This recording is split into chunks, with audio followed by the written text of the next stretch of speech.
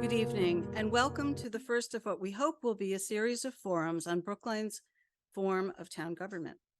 I'm Linda Roseman, co-chair along with Dan Saltzman of the Brookline Neighborhood Alliance. Unfortunately, Dan could not be here tonight. What is the BNA? First of all, it is not the Brookline Neighborhood Association. The A stands for Alliance, and we are truly an alliance. We are the umbrella organization that unites Brookline's various neighborhood associations. We communicate and educate with special attention to issues that are neighborhood related. Tonight's forum is part of that effort. We are nonpartisan, and tonight our intention is unbiased education. And now I would like to introduce Diana McClure, Chair of the League of Women Voters of Brookline, who are co-sponsoring this event with us. Thank you, Linda. Yeah, I'm Diana McClure, Chair of the League here in Brookline. And the League's mission is to encourage informed civic engagement, civil discourse, and active participation in government. Our goals are to use the lens of equity and inclusion in everything that we do, to increase voter registration, knowledge, and turnout, and to influence public policy through nonpartisan education and advocacy. Tonight's program will feature two speakers from the UMass Edward J. Collins Jr. Center for Public Management. Michael Ward is Executive Director of the Center, and Anthony Wilson is an Associate of the Center. They will present an overview of our current form of government and then speak about various other forms of municipal government employed by Massachusetts cities and towns. Thanks, Diana. The format of tonight's program will be first the presentation, and then we will have a question and answer period. After the presentation, we will invite people who wish to ask a question to form a line at the podium. And now I'd like to turn things over to Michael Ward and Anthony Wilson. Recording in progress. Thank you very much. Thank you everyone for coming. It's great to see so many people here, and thank you for your commitment to the community and the issues that we're going to be discussing tonight. My name is Michael Ward. I'm as noted, I'm the director of the Collins Center at UMass Boston. I've been with the center.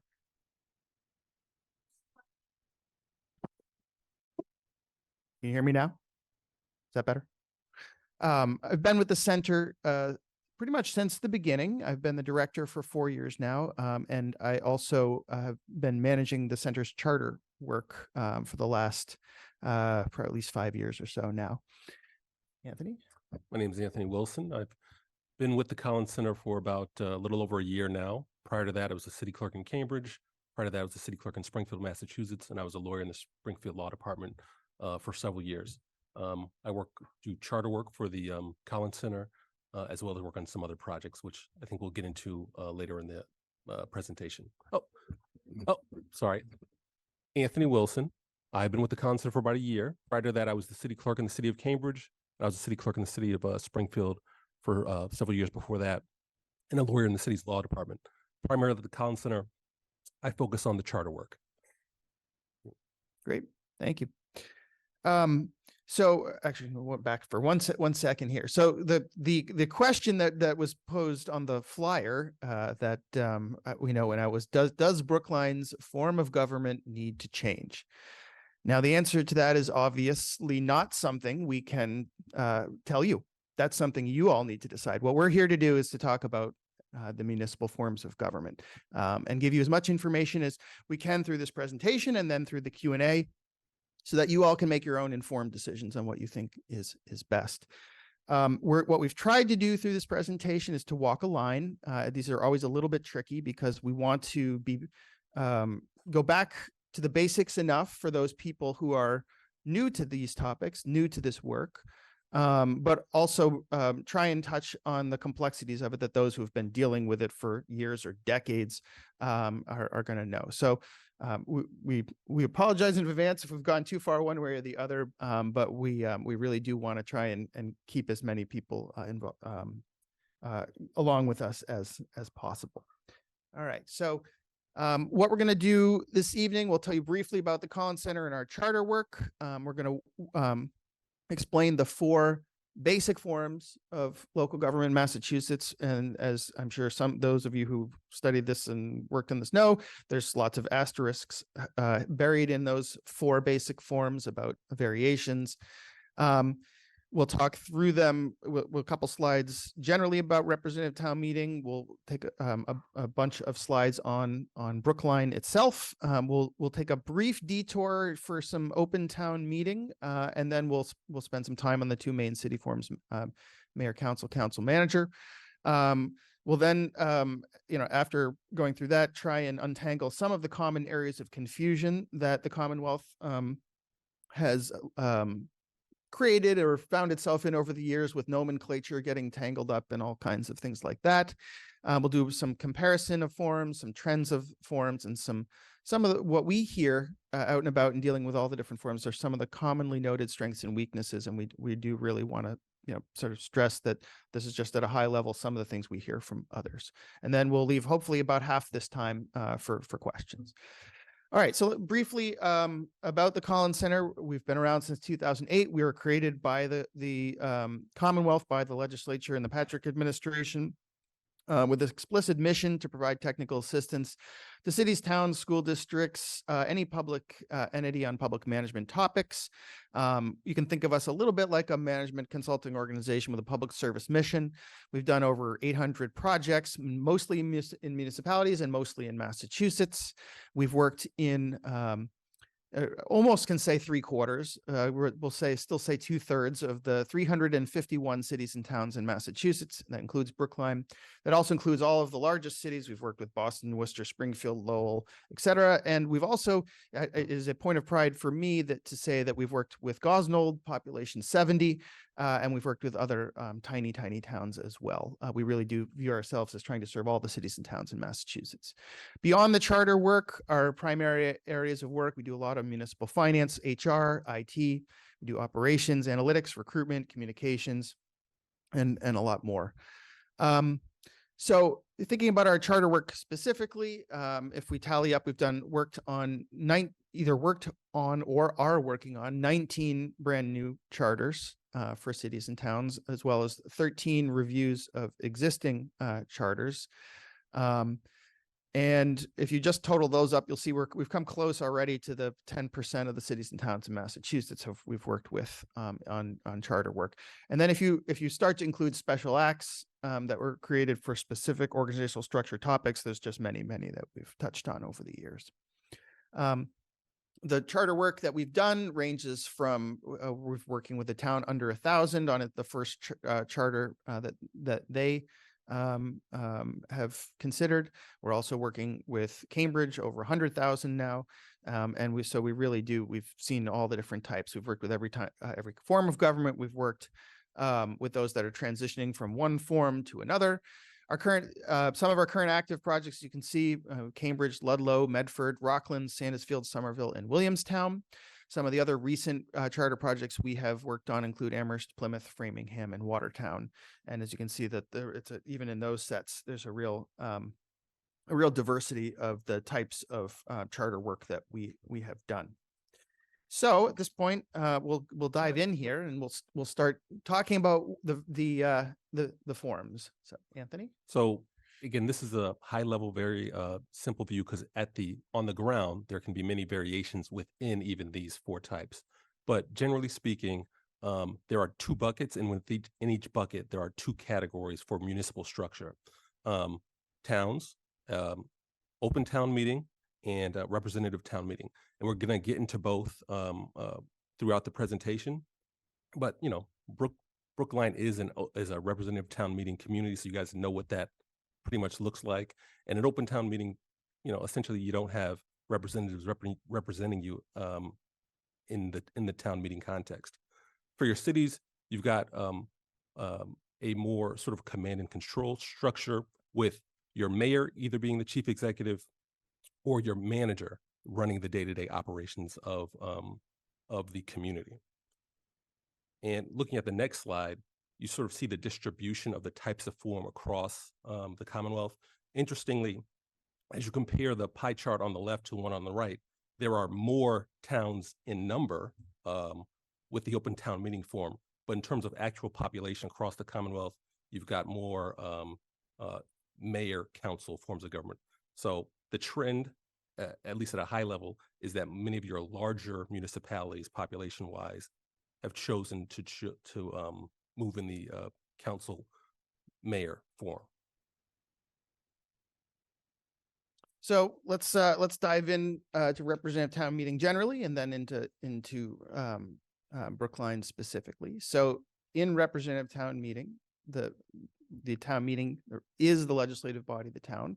You, Brookline, have the honor of having created the very first back in 1915.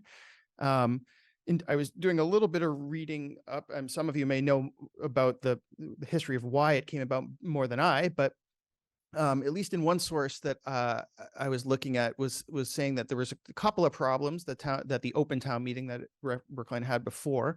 The first was that the numbers were simply getting unwieldy for the space they had and the ability to kind of control it. And the second, and take this with whatever salt you would like, but there some who felt that when budget matters were coming up, those who were not Brookline residents were being pulled into open town meeting to sway the vote. So Brookline came up with representative town meeting. Watertown followed shortly a few years after, and it gained. We don't know what the exact peak of it was, but at one point we know in the 70s there were almost 50 representative town meetings. So representative town meeting required by law to meet at least once annually to deal with the annual budget, but almost all representative town meetings meet more frequently than that. The range of number of elected representatives goes from 55 in Saugus to nearly 450 in Fairhaven. The kind of general band where you see most is in the 100 to 250 elected town meeting members. There's only a couple below 100 and not too many above 250. Representative town meeting is run by an elected moderator, and the agenda, called the warrant, is provided to it by the select board.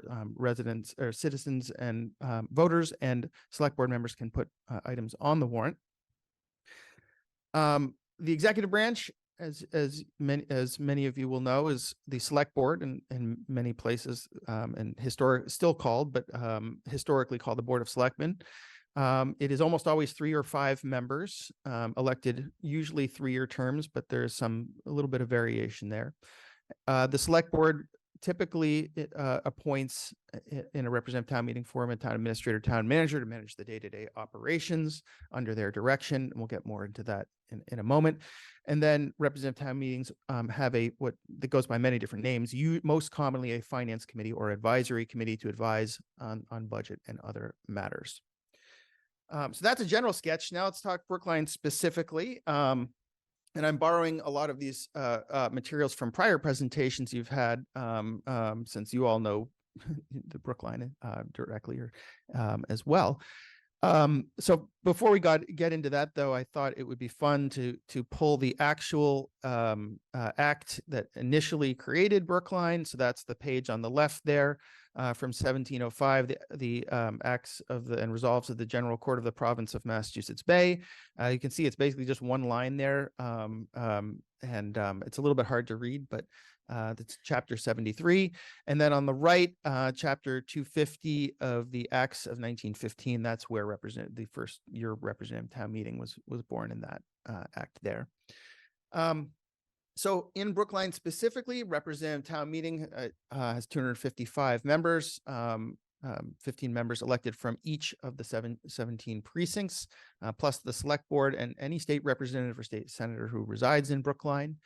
The members have 3-year terms, and they're staggered so that there are 5 members elected from each precinct each year. The town meeting is responsible for passing a budget, and then is also responsible as the legislative body for enacting local bylaws.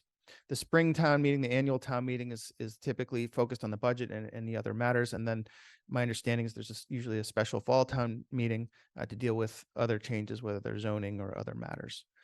Also, you've got an advisory committee of 20 to 30 residents appointed by the moderator, which is the most common form of an advisory committee, is a moderator appointed one, although 20 to 30 is on the larger size. Again, with 3-year terms and with a responsibility to make recommendations to town meeting. Okay, next slide. The executive branch, as we said, is a 5-member at-large board. And as the chief of the executive, the board has any authority that's not explicitly granted elsewhere to town meeting, other school committee, or other elected officials. The board here appoints a town administrator, who's the chief administrative officer and is responsible for day-to-day management of the town. We'll get more into that in a moment. My understanding is the other elected officials here, school committee and moderator, which are always elected in town forms. And in fact, school committee is always elected everywhere with the exception of Boston. The town clerk, library trustees, housing authority, and constables, I believe, are the elected officials at this point. So the Brookline's Town Administrator Act, which, as you can see, was adopted in 1985, amended in 2010. And this, I should say, this particular slide is taken from a presentation that the League did in 2021 with your former town administrator, Mel Kleckner, who, after his retirement, one of the ways we get expertise at the Collins Center is we hire retirees. And after Mel retired, he joined us as an associate. So full disclosure, he made the slide as town administrator. We're borrowing it, and he now happens to be with us. So the town administrator appointed by the select board, subject to the authority and direction of the board. Chief administrative officer of the town has a lot of appointment authority, with the select board having approval over many of those appointments. Responsible for townwide budget preparation. That's obviously a major task, and also serving as a representative and spokesperson for the town. The select board can add other duties as they see fit to the town administrator's position. And as Mel noted in the second bullet there, that town administrator act, the one that I had the first page of, is very short. There,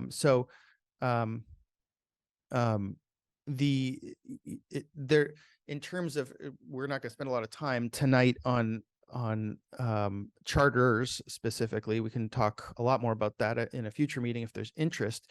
But it should be noted that there is no single document charter for Brookline in the way many municipalities do now have a modern single document charter that includes both the legislative and executive. So and then this one was borrowed from your own from the League's presentation itself, I think last year. This is just an org chart of the town to show you the key positions and functional areas, departments, and how the town is broken down. So you'll see the top row there are the elected boards and positions.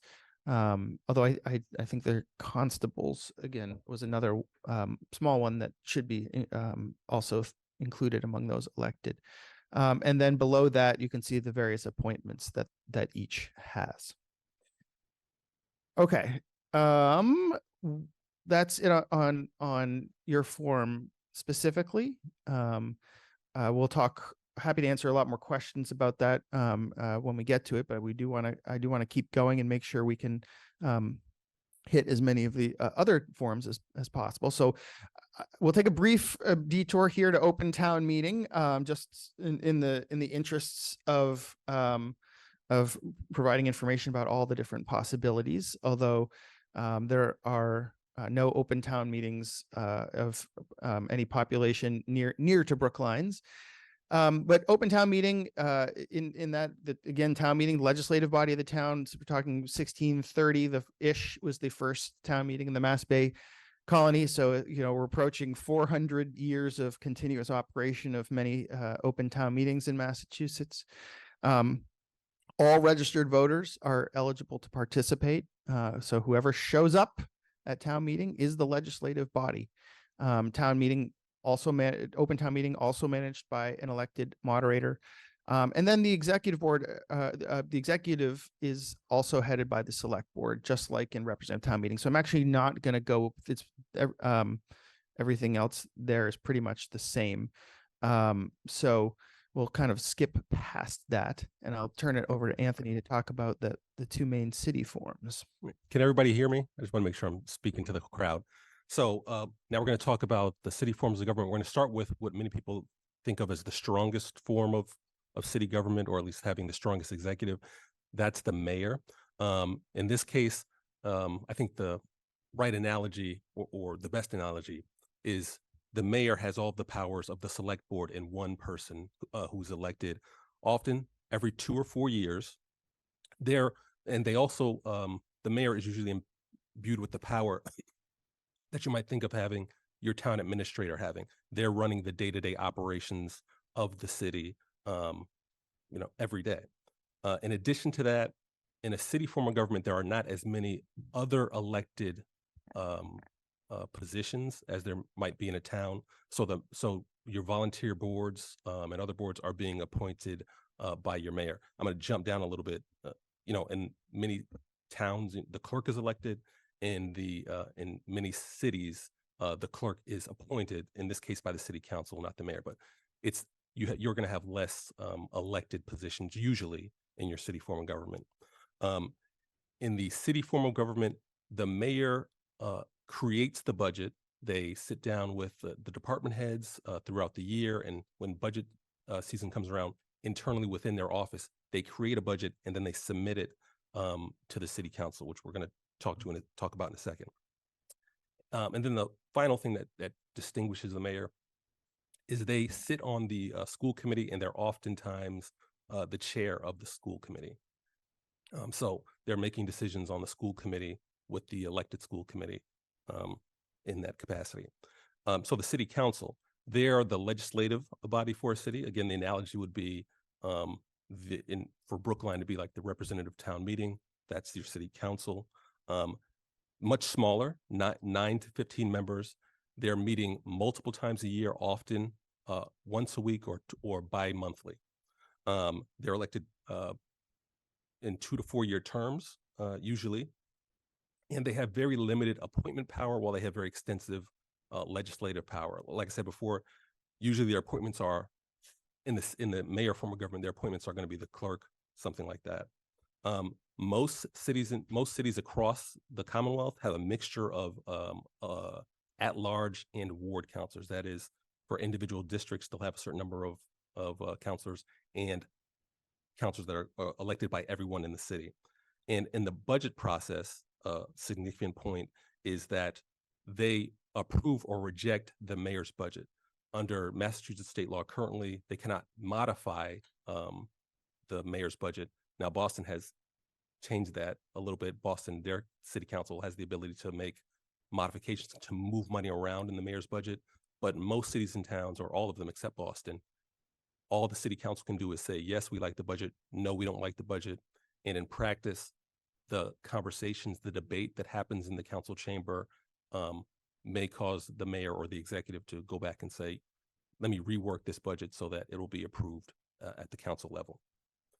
So the next form is the council manager form of budget, council manager form of municipal governance.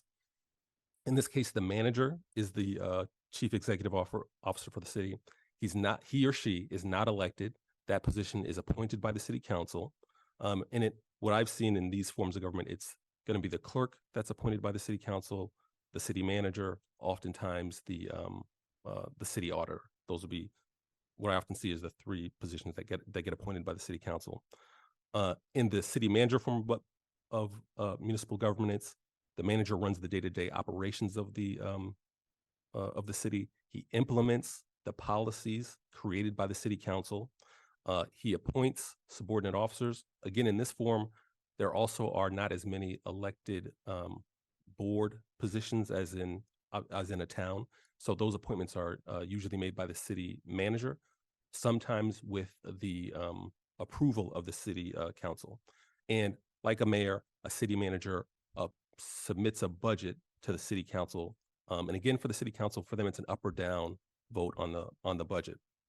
The city council in this form of government is very similar to the city council in the mayoral form of government. Again, with the big caveat that in some ways, the manager works for them. The manager is appointed by the by the city council at various times, points in time. The city council president is sometimes on the school committee in this form of government. And again, they do approval or rejection of the city's budget. Okay, so now that we've constructed all that, we're going to deconstruct some of it because there's a lot of quirks hidden and a lot of areas for potential confusion. So we'll start with the cities that are called towns. And it's as confusing as it sounds. So there are a couple of dozen municipalities in Massachusetts that are the town of blank, but they are actually a city form of government, and you'll see them often referred to as excuse me, the city known as the town of. So I live in Watertown. From 1980 until 2020, until last year, we were the city known as the town of Watertown. We are now just the city of Watertown. And the town of Amherst is actually a council manager city. And there's a bunch of others like that. It's if you sort of step back and say, well, why is that?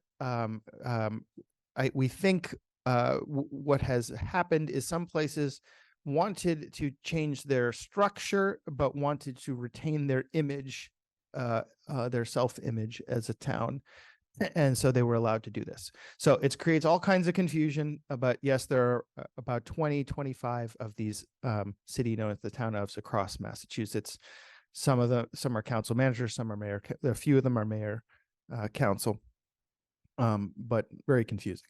Second, there are some cities, 3 in particular, Cambridge, Lowell, and Worcester, that use the term mayor for what would be typically thought of as the president of the city council, the chair of the city council. In those places, they have a strong city manager who is the chief of the executive branch, and the mayor is basically akin to a council president with a little bit of additional, some additional authority, but much closer to a council president than what we think of as a mayor. You'll sometimes hear them referred to as weak mayors. If I may Mhm. add to that. So yeah, in those forms, it can be confusing because many of the residents will come to the mayor thinking that they have the authority of a mayor in a mayor council form of government. I don't want to sort of diminish the position, but in many ways, it can be thought of as more ceremonial, whereas the manager is running the actual in City Hall operations. Mhm. Again, and it can be tricky, the manager and the council manager form of government is supposed to be implementing the policies of the city council. So that's where a lot of confusion comes from. Another one, this is just in the last few years, one board of selectmen wanted to drop the gendered name, but didn't like select board as many others have, and decided to rename itself. The town, they renamed it a town council. So even though they are the head of the executive branch, they now have the legislative branch's title. So a little bit of extra confusion there.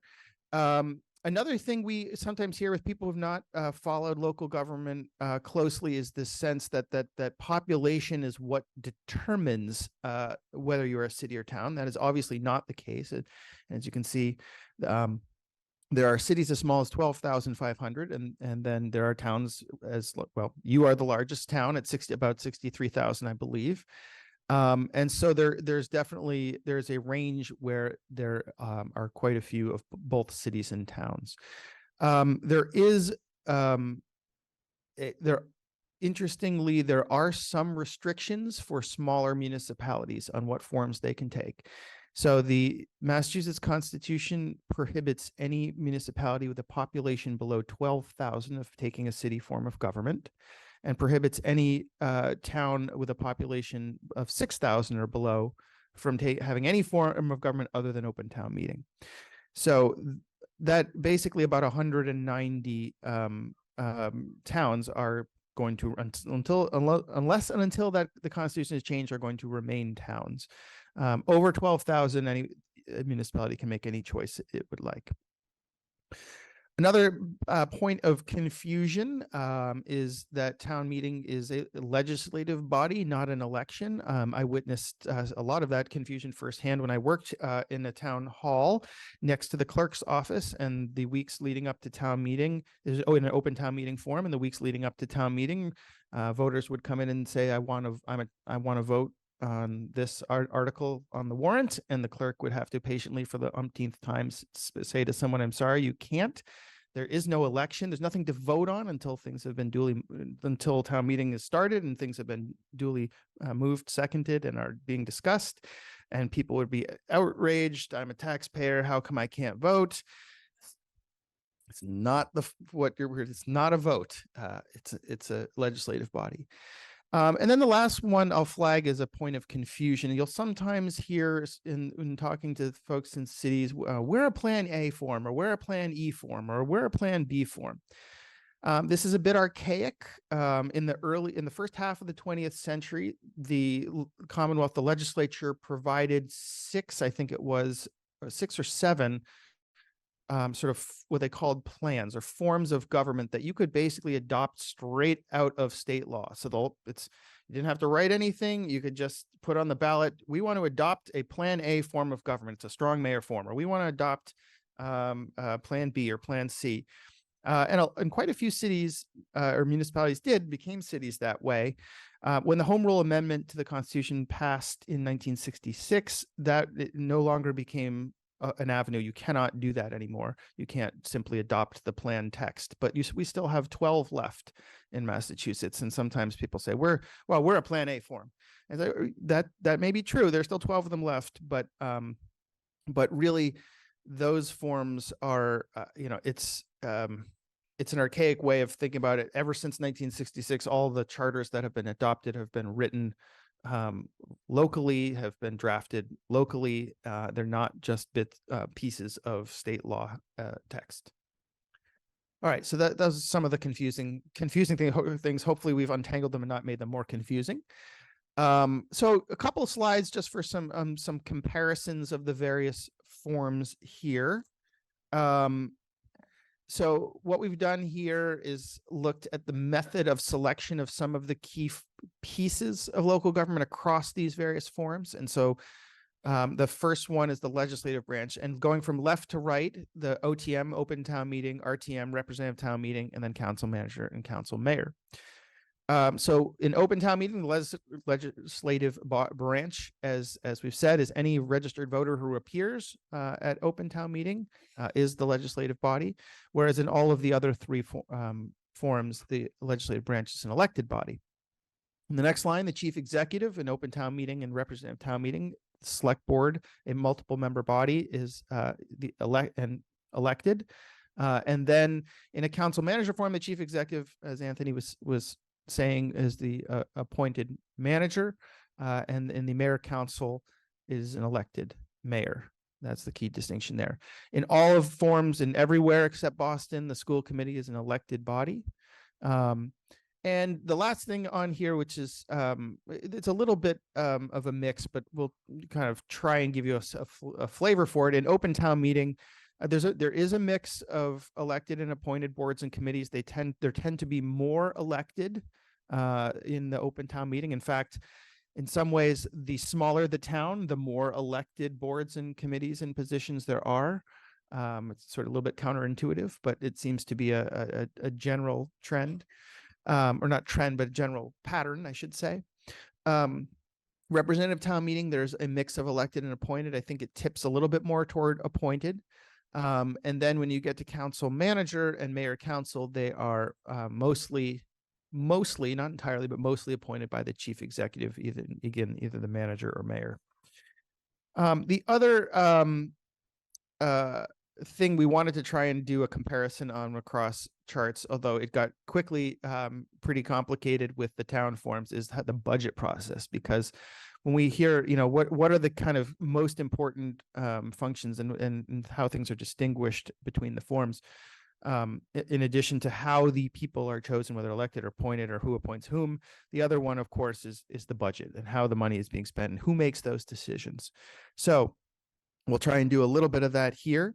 But it's very hard with, especially with open town meeting, because it is so varied, and they're among the 260-ish open town meetings. There's probably 250 different variations of how it's done. But the budget creation can be the town administrator, it can be the town manager, it can be the finance committee, can be the select board.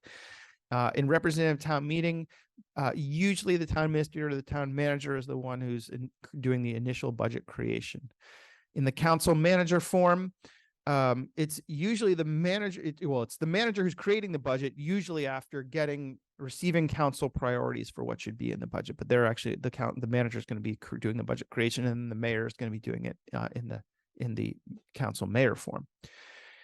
In terms of a budget review process, so open town meeting and representative town meeting have the finance committee or advisory committee and the select board providing a review of the budget that's been created. There isn't quite the same equivalent in the council manager, mayor, council forms. There is a little bit of a budget review, maybe sort of between presentation and debate from the subcommittee at times in a council form, but it's not quite the same. Like it. Yep. Just add a little bit on that on the city forms of government. So in the town forms, there's a point where the budget becomes public, even before the town meeting, even before there's a body to vote on it. In the city form of government, the budget is not openly available to the public or to anyone until it's submitted to the city council for it, and that's part of the city council approval process. Now, just the way it works internally, the mayor will meet with all of his department heads, go over what they're thinking with the finance department about what should be in budgets, what do people want, capital spending, things of that nature. And then in many ways, those conversations will be replicated as the city council will have a number of hearings with department heads.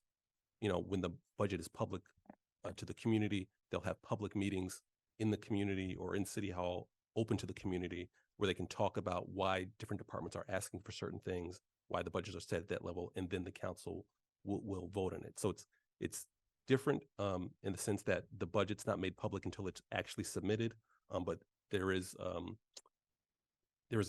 public discussion about the budget before the council actually votes on it. Yeah, no, that's good. I'm just trying to think if there's anything else to cover on this. I wanted to make go ahead. Just aside, we didn't make a slide on it, but it just occurred to me in terms of land use in the town versus the city forms of government.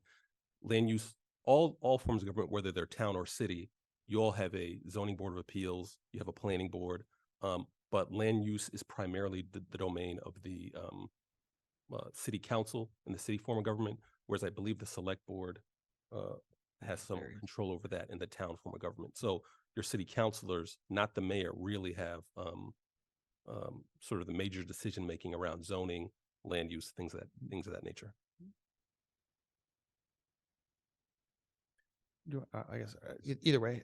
So a couple of things in the trends of change in local government here in Massachusetts. So first of all, if you sort of average out over the last couple decades, about one town changes to a city form every couple years, every maybe 1, 2, 3 years. Sometimes there's a couple of them at once, then there's a few years where there are none.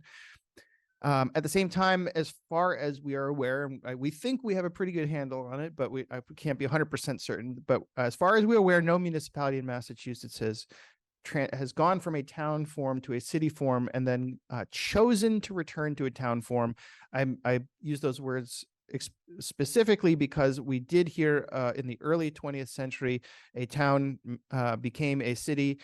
They did not follow the process that was at the time laid out, and the Supreme Judicial Court forced them to revert back to being a town for a few years before they tried again. But as far as we know, that there's been no choice to go back. Also, as far as we know, no municipalities adopted the representative town meeting form since Chelmsford in 1989, and we've been trying to collect some trend data. The best we've got right now is in 1979. There were 48 representative town meetings, and there are currently 32. One other trend note here, within towns, there is a clear trend toward a reduction in the number of elected positions and boards and committees, particularly around some of the positions that have significant technical skill requirements. So thinking like treasurer, collectors, clerks, things like that. There are still many, many, many small towns that elect a treasurer, a separate collector, a separate clerk. There's some that still elect a highway supervisor. There are positions that are require a steep learning curve, and those over time are the trend has been to move them from elected to appointed. There's also a trend of granting the town administrator, town manager more authority. And that's twofold. One, because the complexities of managing day-to-day operations have grown and can be handled in some would say better by a professional manager who's hired for the job to play that role. And at the same time, by doing so, frees up select board time to be more of a policy-making body, a strategic, a visionary, to be elected to drive the town in a direction. So it actually is, there's both sides of that coin, I think, are important in terms of that trend toward granting more power. And then we already noted that the restriction on those under 12,000. So our last slide here, and we want to be I think judicious. Yes, that's a good choice of words. These are some commonly noted strengths and weaknesses of that we hear of the various forms. All forms have strengths, all forms have weaknesses, all forms can work, all forms can fail.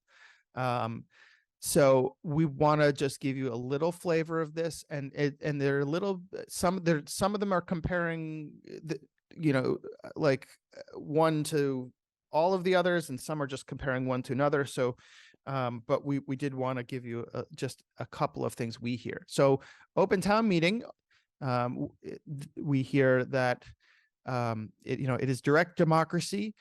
Anyone who wants to participate can participate. Anyone who wants to speak can speak. But with the ... that if you can do so if you are available when town meeting happens. If you are not available when town meeting happens, you have missed it. There's no absentee. There's no so there is a weakness there. It exists at a point in time, and when it's gone, it's gone. Some would also say for open town meeting that the good news is that everyone who wants can say anything they want germane to the topic at hand. And some people would say the bad news is anyone can say anything they want at any time if it's germane to the topic at hand. So best and worst of things. It's also the fact that it's non-continuous. You don't know who's going to show up. It does, so there's just no continuity to it, and it meets infrequently, are often pointed to as weaknesses. Representative town meeting, the strengths that we hear, it's a large legislative body that can provide broad representation. It can also allows for a select board that is a multi-member head of the executive. Weaknesses, we hear and I'm not speaking of Brookline, I'm speaking explicitly about other places that we have heard that seats are often uncontested or unfilled. Voters don't know who their representatives are, which means their function as a representative legislative body is not can be seen as not quite as strong by some. And also it doesn't meet as regularly as the council. And so both town meeting forms, meaning that things that need legislative action are slower than a council form can be. On the mayor, you want to do the, sure. Yeah, go ahead. On the mayor council form of government, again, strong unifying executive to push changes through. If you are not in favor of the particular changes, it may be hard to change the direction of government in the mayor council form of government. Similarly, for the council manager, one of the strengths is you have a centralized authority, and the hope is, or theoretically, you have a person trained particularly in municipal management. So you've got a professional running the day-to-day nuts and bolts of the government. But again, the flip side of that coin is you have an unelected person, some might say not answerable to the voters, who is got significant day-to-day authority in the community. Yeah. And so when people often ask us, how do you compare council manager to mayor council? What do you think? And as to repeat what I said before, both can work and both can fail. The only thing I will volunteer in when pushed on this is that I believe the range of outcomes in a mayor council form can be greater on both ends, because by unifying political power and statutory authority, you can obviously move faster. You can move faster in good directions and you can move faster in bad directions.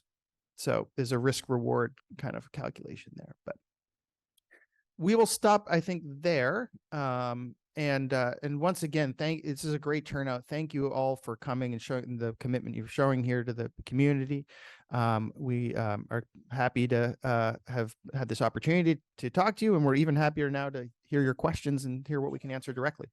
And Thanks there's so an much. email up there from the Oh, League of yes. Women Voters. So Yeah, we're going to leave that up there, and Diana will explain that at the end of the program. I want to thank Michael and Anthony so much. I learned a lot. I think other people probably did as well. So I'm going to open it up to questions now. If you want to ask a question, if you could line up at the podium, and I would ask that you only ask questions about tonight's program. There will be other forums, I hope, and that your question should end with a question mark. In other words, please don't make a speech. Thanks. Come on up. Thank you for a very informative presentation. My name is Jonathan Golden. I'm a town meeting member in Precinct 11, and I'm involved in efforts in Brookline to put a ballot question to Brookline voters of whether or not they'd like to explore other forms of government. Could you please share with me the pros and cons of Brookline not having a charter and relying upon special acts and bylaws? And also, could you please reflect on the fact that our town meeting only meets twice a year, as opposed to council forums that meet more frequently? Sure. On the first one, again, I don't want to speak to Brookline specifically, but I will talk about, I think, some of the value of having a single document charter. As you can see, there's a lot of complexity to organizational structures in Massachusetts local government, regardless of which form and regardless of what city or town you live in. One thing that we have heard is that even if no change is made, and we've seen this in towns that have gone from no charter to charter, even if the changes made are minimal, simply codifying what the existing structure is in a single, hopefully concise, hopefully easy to read, hopefully easily findable document that the public can go to and know this is the source of information that I go to first to understand how my government fits together, that there's significant value in that.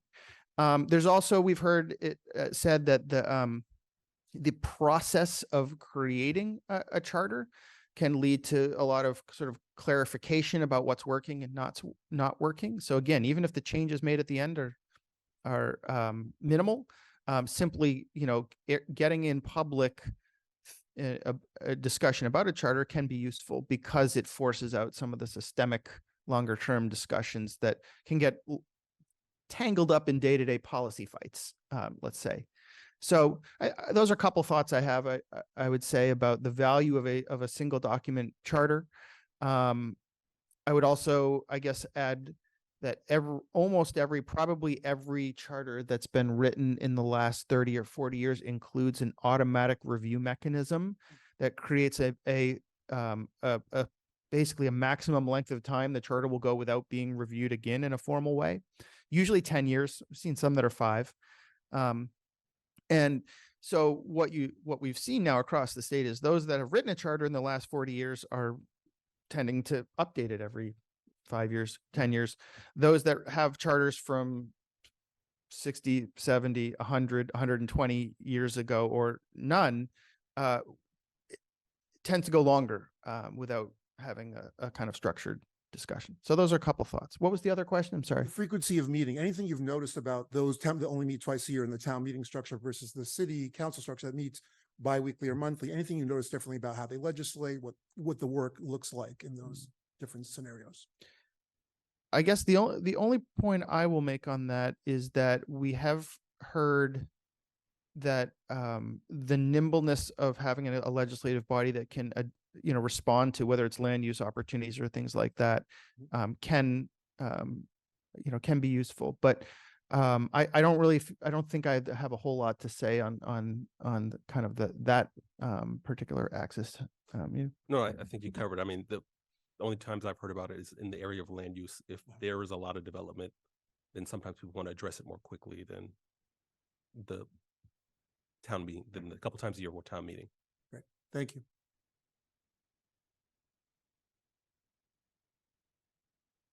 I was interested to see that you, Dennis DeWitt, on occasion, former town meeting member, precinct 5. I was interested to see that you mentioned Plymouth as one of your clients. I have 30 some odd years experience with Plymouth, and their charter requires a charter review commission every 3 years. And I watched this town turn itself into knots every 3 years, with factions wanting to do this, factions wanting to do that, factions wanting to have a mayor, et cetera, et cetera, et cetera. It seems like, I think of all the productive time people in Brookline spend working on issues, and I watch what goes on in this process in Plymouth, and it has struck me over the years as being immensely counterproductive. And I'd be interested in your thoughts on my thoughts about that. So we were involved in there was a charter commission actually that completed its work about Recently, about a year ago and was voted on in the spring. So prior to that, I don't have a whole lot I can say about but I'm aware there was a lot of charter activity. I didn't realize it was every 3 years, and certainly that is a very high tempo. I'm not aware of any other that has a 3-year. 5 is there's some 5s. The vast majority are 10-year reviews. In terms of Plymouth, the Charter Commission produced a charter, and it was defeated at the ballot. And so, to the prior question was looking at some of the, the positives of a charter process. Well, I guess,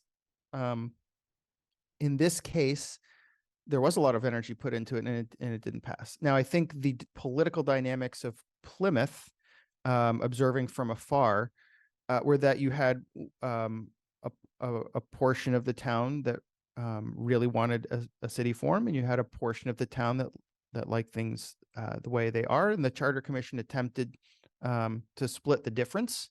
They kept the town form, but made a lot of changes to it. And as a result, I think they lost both sides of the electorate. So that was, I think, the dynamics there. I think 3 years is way too frequent a review period. I think 10 is there's probably a reason many have settled on 10. It's because it is an onerous process to go through a review. And just, to be clear, when you write a charter and you put in a 10-year review process, doesn't mean you can only tweak it every 10 years. It can be amended at any point by going through other processes. The 10-year review is simply put on as a cap, so it doesn't go beyond 10 years without any review. But you're right. There's got to be a happy medium between taking time to evaluate whether the fundamental structure is serving the town, and making changes, and also not doing it so much that you're burning up all the time on it. One other question, that you suggested in some mayoral situations that the mayor or manager sits on the school committee. one of the issues that some might see in Brookline is the total separation of the school committee's budget process from the town's budget process, except for a single line item. Is having that mayoral person on the school committee, does it have any effect of tending to merge the budget process in those cases?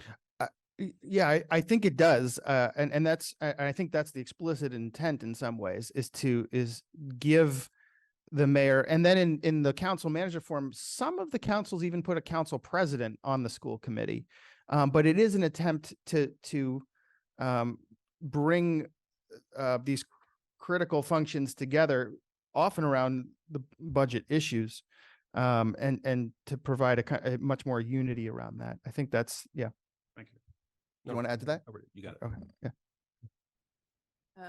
Hi, my name is Barbara Gutman. I'm a former town meeting member. My question is also about charter commission. I mean, what makes the best composite of a charter commission? I mean, who so our commissioners are elected. Mm-hmm. And so what, based on your expertise in studying all of this, I mean, who should we be looking to elect to be our, commissioners for our charter? And what is typically the size of the charter commissions? So by state law, it's always 9. What makes a good charter commission? It's an excellent question. A couple things come to mind. First of all, the importance of having a great chair. So one of the 9 who has some significant experience, guiding a group of with disparate opinions through a complicated process is going to be extremely important. I believe it's very helpful to have a diversity of opinions across the spectrum on the commission, but not people who are locked into whatever their position is. So having people who may come at it with, here's my preferred, having some, here's my preferred here, having some, here's my preferred here, and having some, I don't know what my preferred is. Having a range of all are good, as long as preferred doesn't become, this is the only thing, I'm going to do. Having said that, I come back to, we worked on Amherst and Framingham concurrently, and they could not have sort of how those charters processes played out couldn't have been more different in some ways. And both were representative town meeting forms, and both were trying to decide whether to change to a city form or not. In Amherst, the charter commission that was elected was very narrowly divided at the beginning between those who were totally committed to representative town meeting and those who were totally committed to a council, one of the city forms. There were a couple people who were on the fence. They spent a long time debating the legislative body, and they're very interesting. If you really want to get into the weeds and go watch or read the minutes of the Amherst Charter Commission's early months of discussion on what does the word representative mean in the context of representative town meeting versus what does it mean in the context of a council. Great arguments on both sides. It was a really interesting debate. They went round and round and round. In the end, they voted 5-3 with 1 abstention to put forward a council manager charter, which then sailed through the voters. Framingham elected a charter commission that was from day one it seemed to be 8-1 in favor of moving to a city form, with a rare exception that it was 8-1, 8-1, 8-1. You could pretty much count on it all the way through. They actually sped up the process. It's allotted you're allotted 18 months. They wanted to try and hit the municipal election in the spring. They did it all in 10 months. And they sprinted through. And if you remember the outcome, it passed by 100 and some odd votes and was very narrow. So I say that all is to say it's hard to predict from what the commission's debates are, what the public at large is going to do with the final document.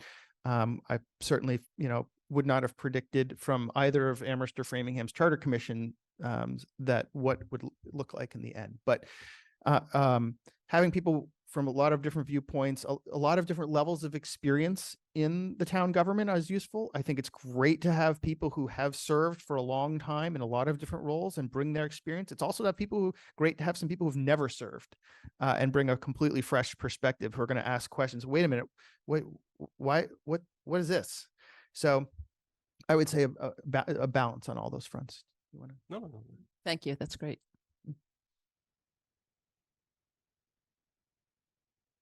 Good evening. Thank you both for your excellent presentation tonight. My name is Alec Lebovitz. I'm a town meeting member here in Precinct 8. I wanted to follow up on one of the aspects of the mayor council form that you had gone into in detail, which is the council's role in budget review. Mhm. You mentioned that Boston is the single exception in the state that has, a more empowered council to review budget, be it by line item or department. I'm wondering, could you tell us a little more about what mechanism Boston used to achieve that? And would it be possible to do something like that to bake it into a new charter that a town might adopt? Or would a new charter adopting town have to go through that same process that Boston did? It's a great question. Unfortunately, I do not have a great answer to it because Boston is singled out by the state law that provides for city budget processes. And so is given a little bit more leeway, a little bit of an exception, and was allowed to do this. However, we are currently working, as I think I noted, with Cambridge, Somerville, and Medford, and all three of them in different ways are hoping to try and test the same proposition. Well, I shouldn't say that. There's interest in all three places in different in having more budgetary authority and coming up with something. Whether they will, whether any of the or all of the three of them will actually put something forward that tries this, I'm not sure. I can't predict. They're still all in process. But there's discussions going on in all three places about the same question, because right now, as Anthony said, the council can cut different things from the executive's budget, but they can't add. And that's, where some of these other places want to say, well, hey, Boston just was able to do that. Can we? Don't know how that story ends. So. And if I could just briefly follow up, are those communities considering home rule petitions, or do we have an idea of how they're thinking of approaching this? All three. No, well, right now, well, all three are going to be actually, I think, going the special act charter route, not the home rule charter route. So that's a good point. There are some slight differences in that. So we'll see again where it ends up. But also all three will be at some point. Well, all three are working towards submitting charters to the legislature through the special act charter route. And possibly all three, possibly zero, but they're all talking about trying to make tweaks to the council's ability to modify the budget at the end. And certainly we see a lot of discussion in city forums, sort of across, about councils in both forms saying we would like more authority in the budget. And there, in some ways, I think there's certainly a strong argument, especially in the council manager form, of ensuring that they have a really robust priority setting mechanism at the beginning of the budget process, so that they can feed that to the executive and say, here's what we want to see in the budget. I think that's going to be another area of significant exploration. Thank you. Appreciate it. Hi, Janet Galbart. I'm a resident of Precinct 17 and a former member of the Advisory Council. Slightly different areas I'd like you to address. Brookline has a very, very, very strong history of volunteerism, not even just in the elected bodies that we have, but more boards and commissions than you could shake a stick at. And new ones being created all the time, often ad hoc committees to review different things. How easy is it to maintain some of that ground level citizen participation in a city form of government? That's one question. The other is versus the state legislature. There are a lot of things in Brookline. We pass laws that need to be reviewed by the Attorney General. I'm not sure how home rule petitions work because we have those all the time. But is there a difference in city form versus the town meeting form of government in those two areas? Thank you. Sure. So first on volunteerism and boards and committees, I'm not aware of any data on it, but there are a lot of cities that have really robust sets of boards and committees, and similar here, being created for all kinds of ad hoc issues. So I don't think, I wouldn't necessarily, jump to my mind that you'd be at risk of losing that. In a mayoral form, obviously, for many of those, the mayor is going to be the appointing authority. So that changes the dynamics a little bit potentially from whatever, I assume it's select board appointments here. It's select board unless there's a moderators committee, but those pretty much just report back to town meetings. So the Right. rest of us don't have much of a say. Got it. And caveat is that particularly in the council manager form, there's often the council creates ad hoc committees for specific legislative items or things in the committee that the councilors appoint members of the community to. Whereas, usually under the charts, it's the manager or the mayor that's appointing advisory bodies. And one trend we've seen in a couple of places, mostly council managers, but maybe even one or two maybe in one mayor place, city, is the creation of a new thing. It goes by different names, but most commonly something like Residents Advisory Committee. And I think it's particularly interesting in the council manager context, where the manager may not be someone who lives in the community, and there are pros and cons. Some people think they should, some people think they actually shouldn't. But these resident advisory committees are intended to be a committee of residents from a diverse set of subgroups, communities, geographic parts of the municipality, whose goal is to, when other multiple member bodies have vacancies or new ad hoc ones are created, to assist the manager in really reaching out beyond the same subset of people. Because we hear in many towns that, so great that there's volunteerism is great here, because in many places it's the same, 50, 100 people who are. It's not necessarily different. We just have the same people on many committees. And the committees can duplicate each other. It also makes it very difficult for a warrant article because it starts here and just goes straight through the system.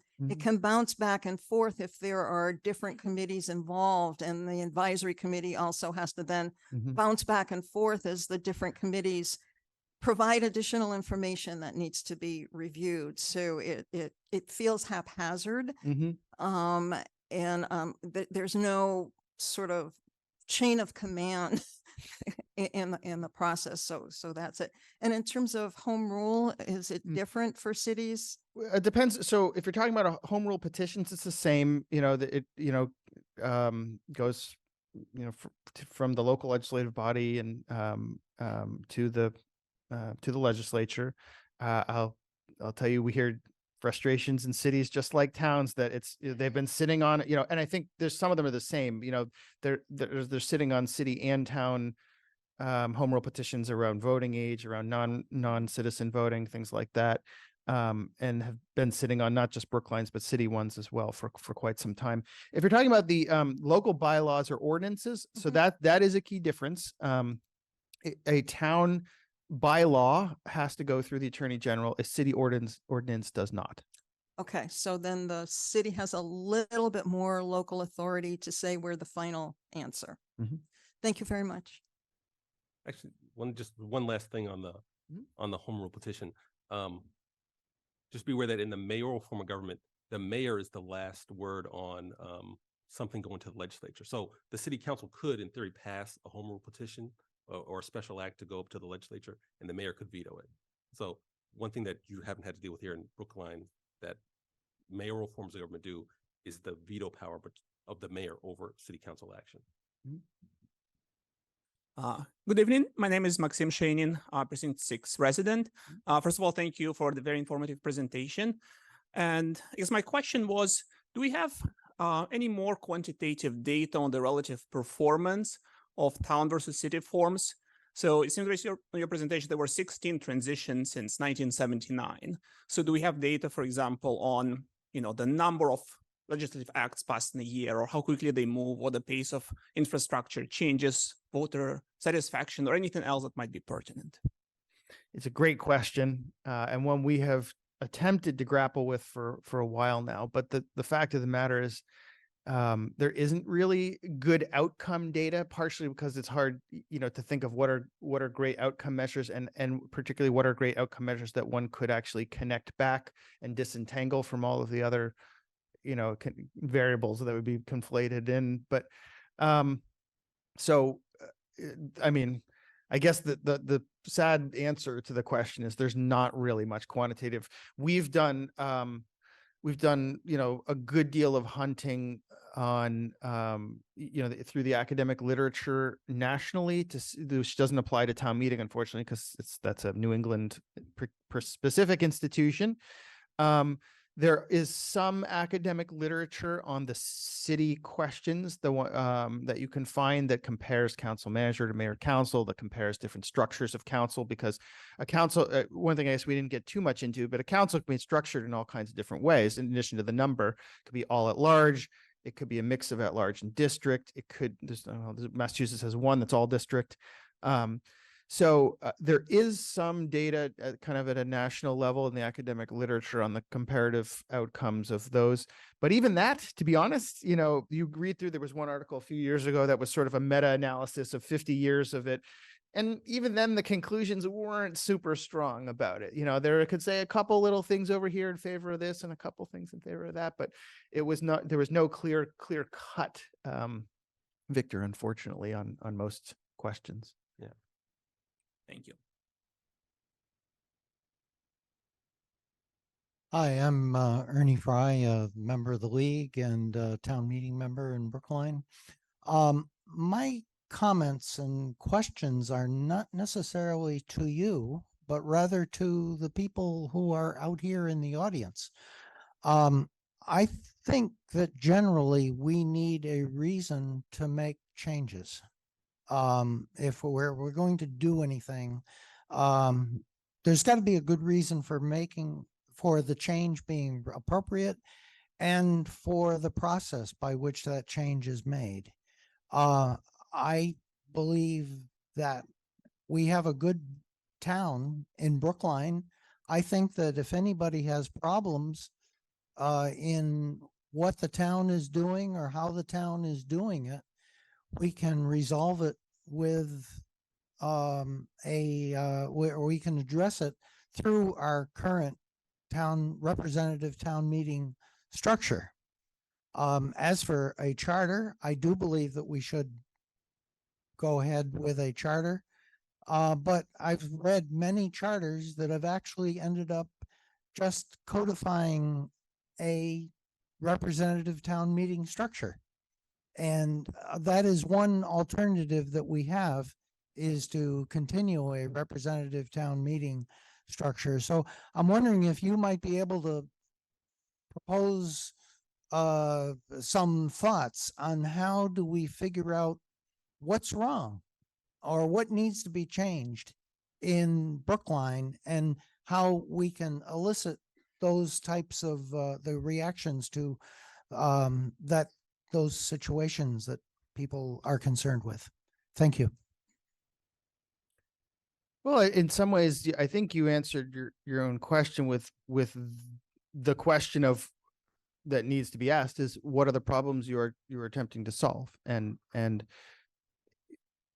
getting that from the public will give you some clues whether no change is needed, a little change is needed, a lot of change is needed. It could be anything. Now the obvious challenge then is, how do you get that information? And this is something that all cities and towns in Massachusetts are struggling with, I think, is how do you reach the people who are not really reached, who are not the people who are coming to this event?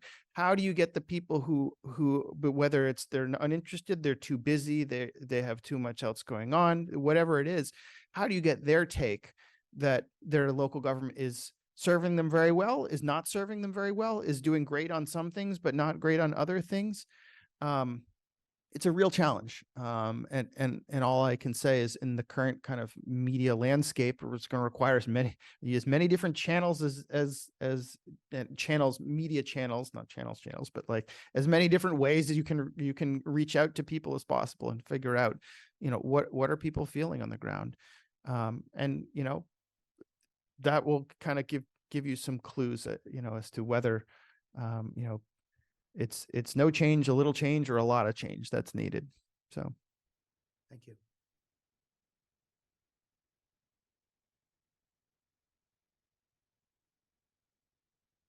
Well, first, I want to thank you for coming, and I want to thank the Alliance and the League for starting this process.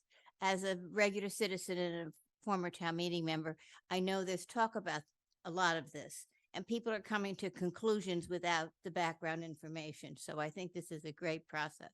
But I really just want to ask, can we have your slides, your informative slides? Because I think that would be helpful as we go around and talk. They were very clear and nice. Thank you. Thanks for that question.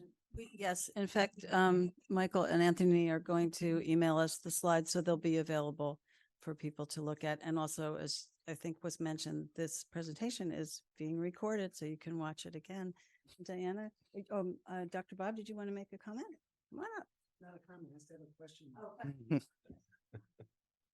Hi, my name is Bob Weintraub, town meeting member, precinct 9. I think I might know the answer to this question, but I'm going to ask it anyway. Is there any cost implication to the different forms of government? In other words, you have 4 forms that you're talking about: open town meeting, representative town meeting, city council, mayor, manager, council. Is there any cost differentiation between any of those? If there is, I'm guessing it's going to be negligible relative to, 200 million, 300 million, Right. whatever it is, dollar budget. The tempo of council meetings can require additional work from staff to keep up with it. Because, council's meeting every other week or every week or every 3 weeks and is going to have things they want to work on. And so that's going to potentially draw more staff time toward it. But again, you're talking, I think we're talking around the margins in terms of, additional work. So with a mayor, it doesn't necessarily come with a bureaucracy. Not necessarily. Most mayor's offices are pretty small. Certainly in the smaller cities, it's often the mayor and administrative assistant, or the mayor and a chief of staff, and that's pretty much it. The larger ones do have, they'll have a staff of 3 or 4, something like that. I will say many of the larger ones they'll have a couple of key positions that might be, different than here. So the mayor would have a chief of staff who'd be kind of obviously managing a lot of the dynamics with whether it's the council or the other department heads, things like that. But many cities with mayors, the larger ones, will have a chief administrative officer or a chief operating officer or a chief administrative and financial officer. And the idea in those places is they're trying to get the best of both worlds, of both the council manager and the mayor council form, by keeping the head of the executive with the political authority of the mayor, but letting that person hire and pay a rate that is sufficient to attract someone with significant municipal management experience into a number 2 position, who can. A wise mayor in a position like that really does get the best of both worlds. They've got the politics, they can make the decisions, but they can hand someone the nuts and bolts problems, and also have someone there to say, I know you really want to do this and it's a great idea and concept, but here's why it's not going to work. So I mean, again, could boost costs a little if you're adding another, sort of having a mayor and paying a mayor's salary and a chief operating. But again, in the scheme of things compared to the size of the budget, I think, sort of rounding errors. Thank you for a very informed conversation tonight. Thank you.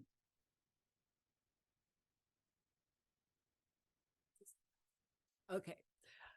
And I'm sorry, I should have done this earlier because it might be a long answer, but anyway, what I wanted to ask you about is how different forms of government treat the planning process, bearing in mind that development is a very controversial issue everywhere, no matter where you are, which form of government you have. And there are conflicting interests, and I'm not even going to try to explain or define what those might be. But what I do know is that it is an important issue. We have it before us currently across the Commonwealth, from the MBTA and others. But what is your sort of overview of how different government structures address these issues? And if you are willing to take this position, are some more effective than others or not? And if you don't want to take a position, I understand. Thank you. So I'll wade into that a little bit. I don't want to harp too much on the effectiveness piece, but oh sure. Let me get a little closer to the mic. So let me just start at a high level. So in Massachusetts, relative to land use at the local municipal level, it's all governed by state law, your planning board, your ZBA, those particular bodies which handle, the planning board will handle things like subdivisions, PUDs, plan developments, things like that. Large developments, they'll come before the ZBA, they'll come before the planning board. So those particular entities, they don't change across forms of government. They will be essentially the same 3 to 5 member bodies, whether you're in a city manager, mayor, town, open town meeting, form of government, they're pretty much going to be the same. However, as we talked about before, the city council is your primary land use body in the city form of government. And in fact, all of the powers of the planning board are part of the city council's authority, and the city council can delegate those to the planning board or some other body. So the city council has the authority to pass zoning bylaws. It can things of that nature. Special permits. The city council at a base has that authority. So I don't want to say it's more efficient, but what I would say is because they're meeting more regularly, every city council that I've worked with has at least one meeting a month strictly devoted to land use issues. So you'll get at least 12 meetings a year where whatever developers coming into town, if they have a zoning amendment that they'd like to make or a special permit, that will be coming to the city council or the body that they've designated for that. And then the other, I'd say, thing that around land use that is in some ways unique to the city council, because it's the primary area of their responsibility, city councils do spend a lot of time thinking about and hearing from the community on how development is impacting things like quality of life, neighborhoods, how those things are changing, and what, if any, steps need to be taken to ameliorate those types of issues.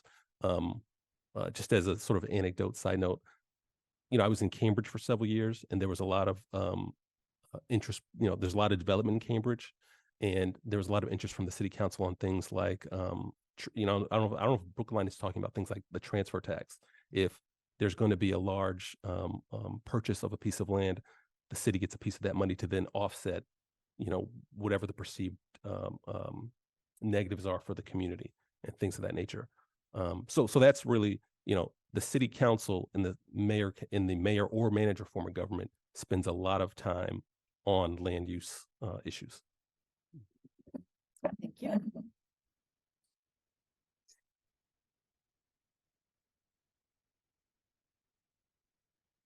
Thank you very, very much. I think it was extremely informative, and my mind is buzzing thinking of how we can use the the YouTube recording that will be sitting on the big website for other meetings, that you could hold neighborhood meetings in showing this.